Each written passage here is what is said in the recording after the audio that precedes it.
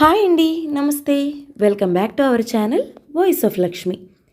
కొమ్మూరి ఉషారాణి గారు రచించిన ఈ కాలపు పిల్లలు అనే ఒక చక్కటి కథను వినేద్దామండి.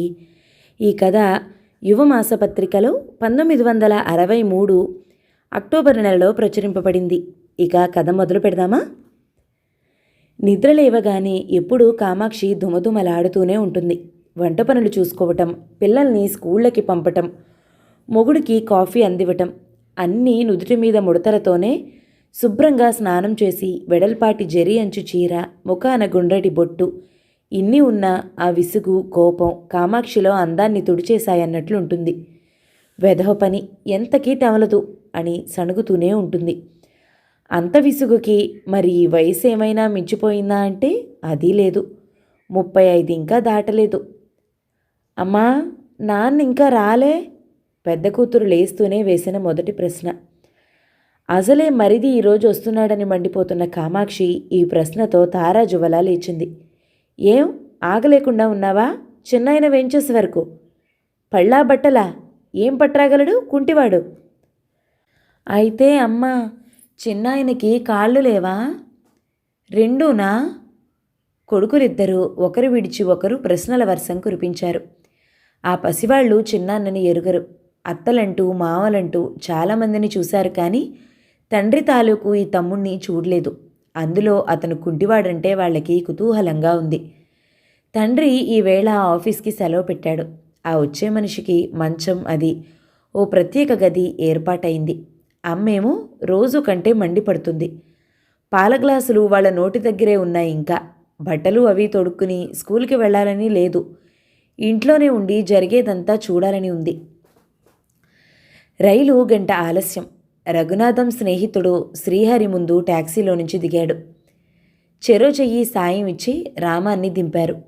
పల్చని లాల్చీ జుబ్బా, ఒత్తైన క్రాఫు, చామన ఛాయ, 6 అడుగుల ఎత్తు. రామం అంగవిహీనుడంటే నమ్మటం కష్టం. ముఖంలో వర్చస్సు ఉంది, కానీ ఆనందరేఖలు లేవు. కళ్ళలో చురుకుదనం కనపడుతున్నా బరువుగా, చాలా జాలిగా ఉన్నాయి ఆ చూపులు. అతను వరండాలోకి వచ్చేసరికి పిల్లలంతా బయటకొచ్చి చూస్తున్నారు. ఇరుగు పొరుగు కూడా కిటికీల్లో నుంచి, వరండాల్లో నుంచి ట్యాక్సీ కేసి చూస్తున్నారు. కామాక్షి కాఫీ కప్పుతో గదిలోకి ప్రవేశించింది. రామం ఒక్కడూ కూర్చుని సిగరెట్ తాగుతున్నాడు. వదిన గారిని చూసి గౌరవపూర్వకంగా నమస్కరించాడతను. కాలుతున్న సిగరెట్ బల్ల మీద పెట్టాడు. కామాక్షి గ్లాస్ అతని చేతికి అందివ్వలేదు. బల్ల మీద పెట్టి దూరంగా వెళ్ళి నిలబడింది. ప్రయాణం కులాసాగా జరిగిందా? నవ్వుతూ తల ఊపాడు రామం. భోజనానికి మామూలు వంటైనా మరేదైనా పథ్యం డాక్టర్ పుచ్చుకోమన్నారా? ఒకటి తర్వాత ఒకటి ఇలాంటి ప్రశ్నలు కొత్తగా ఉన్నాయి రామంకి. ఆవిడకి తనని గురించి ఎన్ని ఊహలున్నా ఈ తన రాక ఆవిడ్ని కలవరపెట్టిందని మట్టుకు గ్రహించాడతను. చిన్న చిన్న పనులే రోజూ చేస్తున్నవే కామాక్షికి ఎంతో బరువుగా ఉన్నాయి. ఇప్పుడు విసుగు ఎక్కువైంది. పిల్లల మీద చేయి కూడా చేసుకుంటుంది. భర్త పలకరిస్తే అతనేదో తనని దెప్పిపొడుస్తున్నట్లుగా అనుమానంగా చూస్తుంది. మరిది ఇంట్లో అడుగుపెట్టినప్పటి నుంచి పని ఎక్కువైన మాట ఎలా ఉన్నా మానసిక ఆందోళనతో మరింత కృంగిపోతుంది. కళ్ళ చుట్టూ నల్లని గీతలు, తరచూ తలనొప్పి. ఆమె ఆరోగ్యం చెడుతుంది. రఘునాథం ఏమనుకున్నాడో ఓ రోజు రాత్రి కామాక్షి తలనిమురుతూ ఇలా అన్నాడు. చూడు కావుడు, వాడు 2 రోజులుగా ఓ మాదిరిగా ఉంటున్నాడు. లోపల ఏదో బెంగ పెంచుకుంటున్నాడు. నాన్న అమ్మ ఉంటే వాడి రోజు ఇలా ఉండేవాడా? ఆ లోటు తీరుద్దామనే ఇక్కడికి తీసుకొచ్చాను, కానీ లాభం లేకుండా పోతుంది. బీఎస్సీ దాకా చదివాడు, తెలివైనవాడు. ఆ కాలికి మరి కొన్నాళ్ళు కట్టలా ఉంటే బాగవుతుందని డాక్టర్లు అంటున్నారు. ఎవరి మీద వాడు పూర్తిగా ఆధారపడనక్కర్లేదు, కానీ అదంతా మనం కొంచెం ఆదరంతో చూడాలి వాణ్ణి. నీకు పనిభారం ఎక్కువైన మాట నిజమే, కానీ కొన్నాళ్ల పాటు వాణ్ణి నీ ఆప్తుడిగా కాస్త కనిపెట్టి ఉంచు. కామాక్షి అమాంతం మంచం మీద లేచి కూర్చుంది. కళ్ళలో నీళ్లు మెరుస్తున్నాయి. అయితే మీరన్నదేమిటి? నేను గయ్యాళినా? మీ తమ్ముణ్ణి మీ ఇంట్లో పెట్టుకునేందుకు మధ్య నేనెవరిని? కొన్నాళ్ళేం మీ ఇష్టం వచ్చిన నాళ్ళు పెట్టుకోండి. అయినా నా ఆరోగ్యం మట్టుకు బాగుండేడ్చిందా? నా సంగతి ఆలోచించే వాళ్ళెవరూ లేరు. రఘునాథం పక్కకు తిరిగి ఆలోచిస్తున్నాడు. అన్నట్లు చెప్పడం మరిచాను. నాన్న ఉత్తరం రాశారు. లలితని కాలేజీలో చేర్పించాలట. అదేమో ఇక్కడికి వస్తానంటోందట. అయినా ఇప్పుడెలా రాగలదులేండి. ఏమైందిప్పుడు? రమ్మను, ప్రయత్నిద్దాం. అక్కడ సీటు దొరకలేదా? రఘునాథం తల ఉంచుకునే అడుగుతున్నాడు. మార్కులు తక్కువ వచ్చాయో ఏదో, ఆ గొడవ నాకు తెలీదు. నాన్న మీకు రాస్తారు, మీరే జవాబు రాయండి. కామాక్షి పక్కకి తిరిగి పడుకుంది.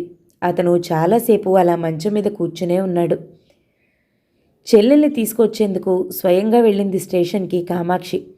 అత్యంత రూపవతి కాకపోయినా చామన ఛాయగా, సన్నగా, ఓ మాదిరిగా ఉంటుంది లలిత.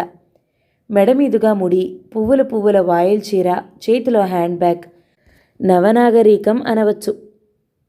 రఘునాథంకి నమస్కరించి పిల్లల్ని ముద్దాడుతూ అక్క గదిలో సామాన్లు పెట్టించుకుంది లలిత. వచ్చిన మనిషి తన తమ్ముడంటూ ఒకడు ఇంట్లో ఉన్నట్లు గుర్తించనన్నా లేకుండా అక్కతో కబుర్లాడుతున్న లలిత వైఖరికి కించపడ్డాడు రఘునాథం. ఆ రోజు రామం పనులన్నీ తనే చూడవలసి వచ్చింది. ఆదివారం కాబట్టి సరిపోయింది, కానీ లేకపోతే ఏమయ్యేది? ఆలోచనలో పడ్డాడతను. సాయం సంధ్యవేళ అప్పుడే స్నానం ముగించి జారుగా ముడివేసుకుని వంటింట్లోకి ప్రవేశించింది లలిత. అక్క వద్దని వారిస్తున్నా ఆ మాట ఈ మాట చెప్తూ సాయం చేస్తుంది. అమ్మా, నాన్నకి 2 కప్పుల కాఫీ, గట్టిగా అరిచి వెళ్ళిపోయాడు కొడుకు. కాఫీ లలితే చేసింది. కప్పులు తీసుకుని లేవపోయింది. ఇలా తల్లి, ఈ చాకిరీ నాకు తప్పదు, కానీ మధ్య నీకెందుకు? అసలే ప్రయాణం బడలిక. లలిత ఆశ్చర్యపడినట్లు అక్కవంక చూసింది. ఆదివారం కదా, స్నేహితులొచ్చుంటారు అన్నది సర్దుదామన్నట్లు. బయట వాళ్ళెవరూ కారులే తల్లి, వచ్చాడు ఒక రోగిష్టి, మొన్ననే.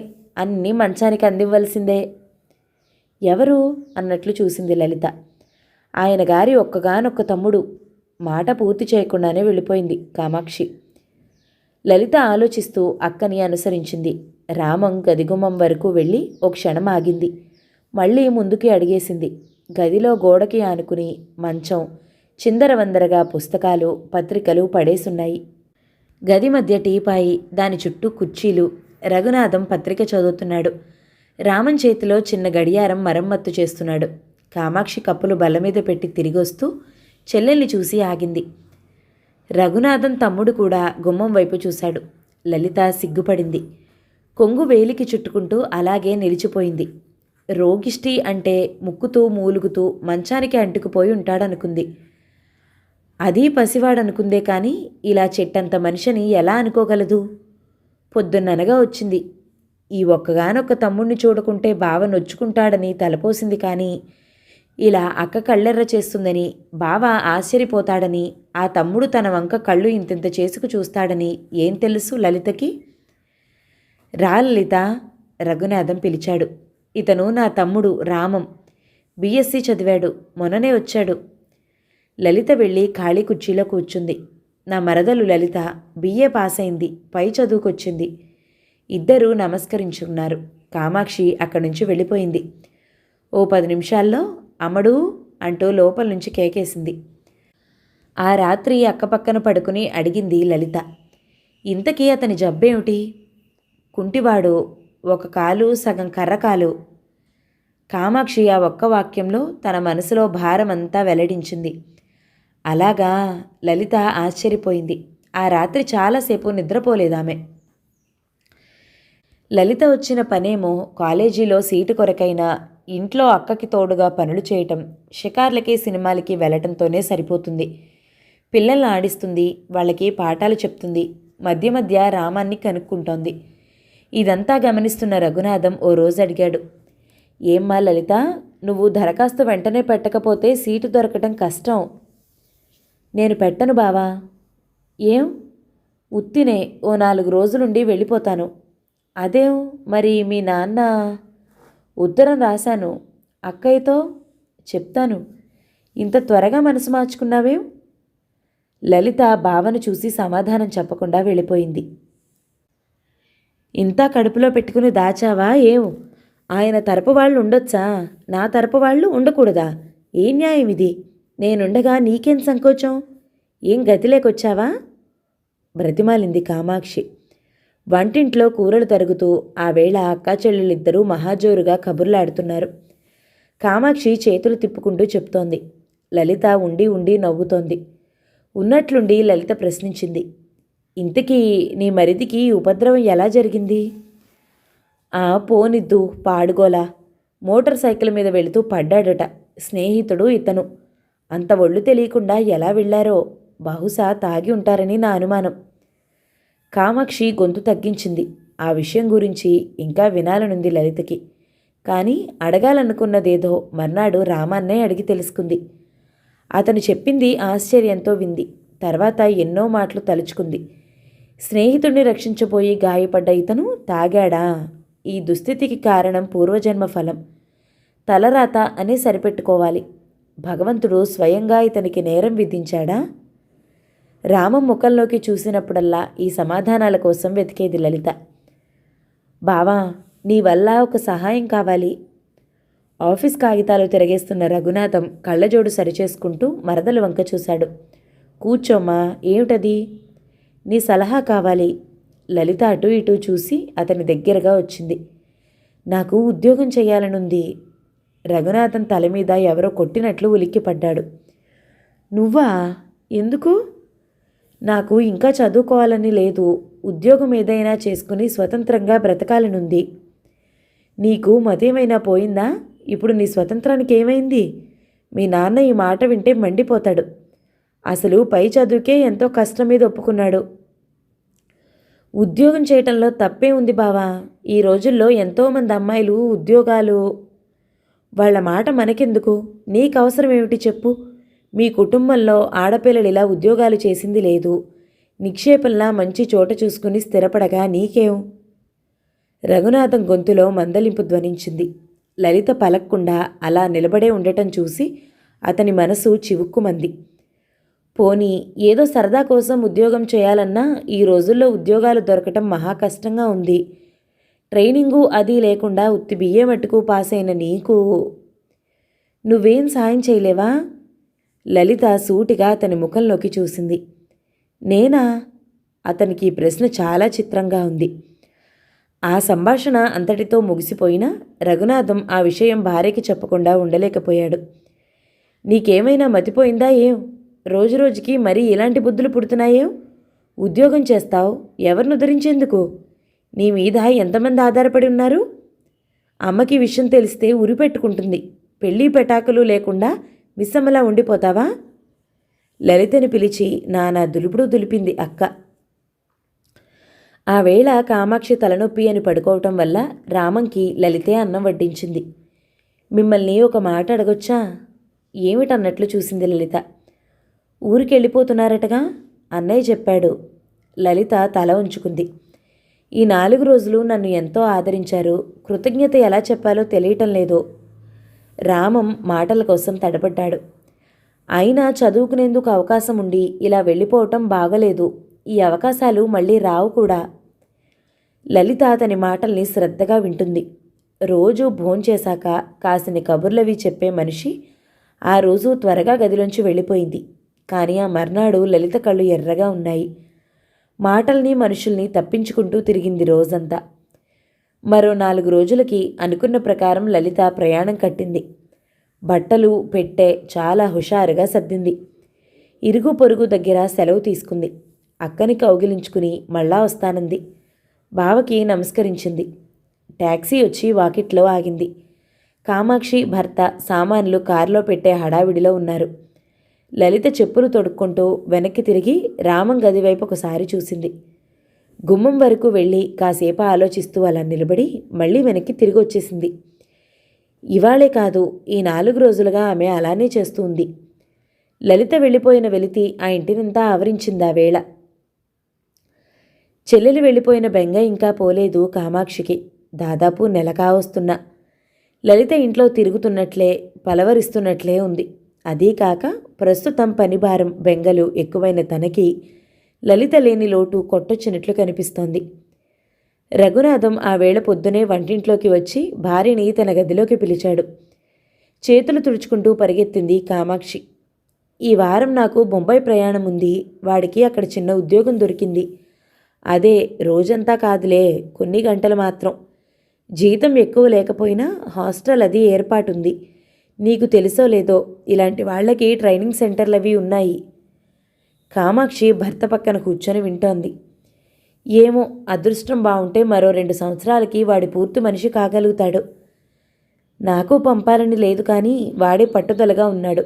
వాడికి ఇలా ఉండటం కష్టంగా ఉంది కాబోలు. ఒప్పుకున్నాను. కామాక్షికి తల మీద నుంచి పెద్ద భారం తీసేసినట్లయింది. గుండెలు వేగంగా కొట్టుకుంటున్నాయి. ఆ రోజు ఇంట్లో పనులన్నీ అతి తేలిగ్గా చకచకా సాగిపోయాయి. కానీ ఆ మధ్యాహ్నం విశ్రాంతిగా పడుకున్న కామాక్షికి తండ్రి దగ్గర నుంచి ఇలా ఉత్తరం వచ్చింది. చిరంజీవి సౌభాగ్యవతి కామాక్షికి ఆశీర్వాదాలు. ఈ ఉత్తరం రాయటానికి ముఖ్య కారణం అమ్మడు భవిష్యత్తు గురించి జరిగిన నిర్ణయం. దాని పెళ్లి విషయమై 2 సంవత్సరాలుగా నేను చేస్తున్న ప్రయత్నం నీకు తెలిసిందే. మొన్నను అన్ని విధాలా మంచి సంబంధం ఒకటే వచ్చింది, కానీ అమ్మడు నిరాకరించింది. దాని మనసులో మరేదైనా ఉందేమో మీ అమ్మని కనుక్కోమన్నాను. నీ మరిది రామలింగేశ్వరరావుని చేసుకోవాలని ఉందని, మరొకరిని చేసుకోనుమనే పక్షంలో తన వివాహ ప్రసక్తి ఇక తేవొద్దని మాకు స్పష్టం చేసింది. ఈ విషయం గురించి అది అబ్బాయి వారి వారి మనస్సుల్లో నిశ్చయించుకున్నారట. దానికి భగవంతుడు ఎలా రాశాడో ఏమో. ఈ పరిస్థితిని గురించి ఇక తర్జన భర్జనలు చేసి లాభం లేదు. నేను చెప్పదలుచుకుంది చెప్పి చూశాను, కానీ దాని మనసు ఇక మార్చుకునే అవకాశం కనపడటం లేదు. అమ్మడు ఏమంత చిన్నపిల్ల కాదు, చదువుకుంది, మంచి చెడు తెలుసు. తన భవిష్యత్తు తను నిర్ణయించుకోగల జ్ఞానము వయస్సు ఉన్నాయి. ఈ కాలపు పిల్లల మనస్తత్వాలు ఆదర్శాలు చాలా చిత్రంగా ఉంటున్నాయి. వాటిని నిరోధించి మన భావాలు వాళ్ళ మీద రుద్దటం అన్యాయమేమో. ఈ విషయం దాని అభిష్టానికే పూర్తిగా వదిలేశాను. అన్నిటికంటే ముఖ్య విషయం, మీ అమ్మ ఈ విషయాన్ని ఎంతో సహృదయంతో శాంతంగా తీసుకుంది. ఏ అఘాయిత్యానికి ఒడికట్టక అమ్మడి ఇష్టమే మనకి ముఖ్యం అంది. ఇవాళే అల్లుడికి విడిగా ఒక ఉత్తరం రాస్తున్నాను. వివాహం ఈ శ్రావణ మాసంలోనే చేయటం మంచిది. మంచి ముహూర్తం ఇప్పట్లో మళ్ళీ లేదు. జవాబు రాయి, నాన్న. కామాక్షి మెదడు పనిచేయటం ఆగిపోయింది. ఒక్క చెల్లెల్నే కాదు, తన తల్లిదండ్రుల్ని అర్థం చేసుకోలేకపోయింది తను. సాయంత్రం భర్త ఆఫీస్ నుంచి వచ్చే వరకు మరి లేవలేదు మంచం మీద నుంచి. కథ సమాప్తం. ఈ కథ కనుక మీకు నచ్చినట్లయితే లైక్ చేయండి, షేర్ చేయండి, మంచి కామెంట్ చేయండి. మన ఛానల్ని తప్పకుండా సబ్స్క్రైబ్ చేయండి. Thank you so much for watching. నమస్తే.